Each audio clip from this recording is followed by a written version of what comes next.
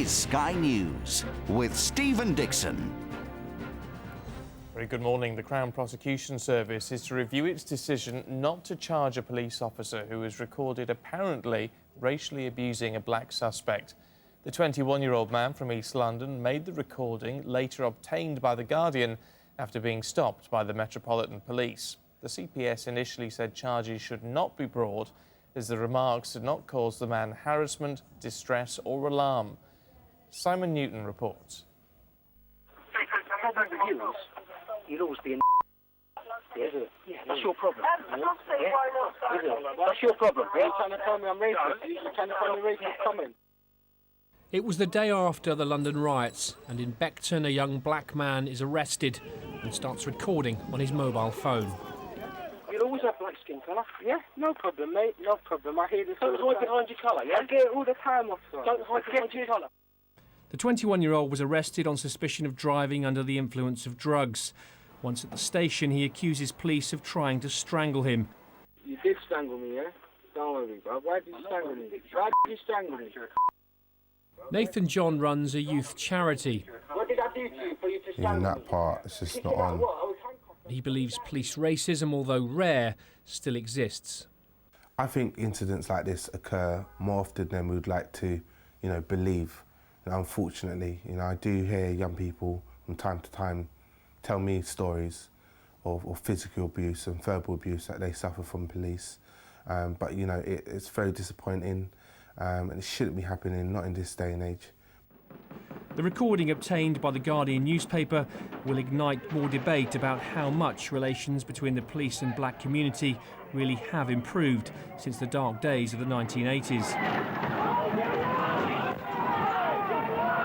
The Met says it's tried hard to shed the tag of institutionalised racism pinned on it by the Macpherson inquiry, which looked into its handling of the Stephen Lawrence murder.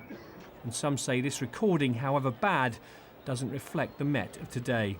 I genuinely think the police are less racist than they were in the 1980s, when racism was absolutely open and unashamed and expressed freely in front of reporters and suspects all the time. This is, I think, an exception to the general rule about that. In a statement, the Metropolitan Police confirmed one officer had been suspended, another placed on restricted duties.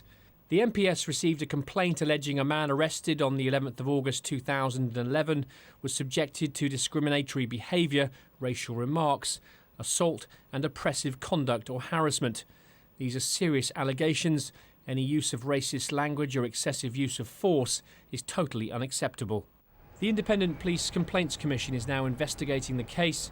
The Crown Prosecution Service is also considering whether the officer will face charges. Simon Newton, Sky News. Well, Neil Patterson is at Scotland Yard for us this morning. It does raise, surely, Neil, some very serious questions as to how this has been handled so far.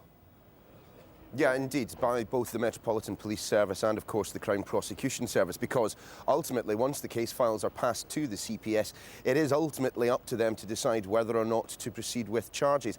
In this event, back in February, when the CPS announced their intention not to proceed, they said they did so because, as you mentioned in your introduction, the remarks did not cause the man distress, harassment or alarm. Now, that sounds fairly callous, but what's not immediately apparent from the copy in The Guardian this morning is what they were meaning by that is that the CPS didn't think that they had sufficient evidence to secure a conviction. They are now back re-examining those case files, re-listening to the audio that you heard in Simon's report, re-reviewing whether or not to proceed. A huge amount of pressure will now be upon them to make the decision that they did not make back in February. So too, a great deal of pressure remaining on the Metropolitan Police Service to really be seen to put its house in order. As was mentioned in Sam's report, the key individual involved in this from the Met it remains on suspension. However, ever since that Macpherson report into the Metropolitan Police Service, there has been a real focus on that allegation of institutionalised racism.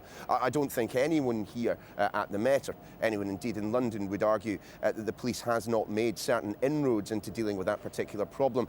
They are not certainly where they would like to be in terms of percentage share from black and ethnic minority communities in London in terms of recruitment, but they have made progress. However, what this story appears to show is that there is clearly still racism in the United Kingdom, clearly still racism in London, and some of that racism, it appears, being perpetrated by police officers.